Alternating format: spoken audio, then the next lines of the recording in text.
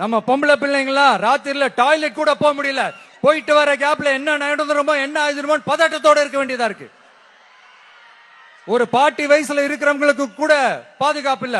ஒரு டீ கடையில நிம்மதியா டீ குடிக்க முடியல. போதையை போட்டு வந்து எல்லாரும் வெட்டிட்டு போயிடறானுங்க. இதெல்லாம் நாடா இல்ல காடா? இங்க கவர்மெண்ட் ஒண்ணு இருக்குதா இல்லையா?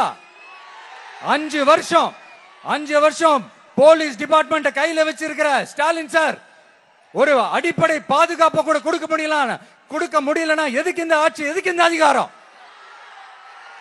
அதனால என்னுடைய அம்மா, அக்கா, தங்கைகளே, தோழர்களே, இளைஞர்களே, நண்பர்களே, உங்களை நான் கேட்கிறேன், இந்த தீய சக்தி திமுக ஆட்சியில பாதுகாப்பு இருக்கா? இந்த தீய சக்தி திமுக ஆட்சியில குழந்தைகளுக்கு பாதுகாப்பு இருக்கா? இந்த தீய சக்தி திமுக ஆட்சியில நீங்க நிம்மதியா இருந்தீங்களா? ஸ்டாலின் சாருக்கு மக்கள்லாம் முக்கியமே கிடையாது.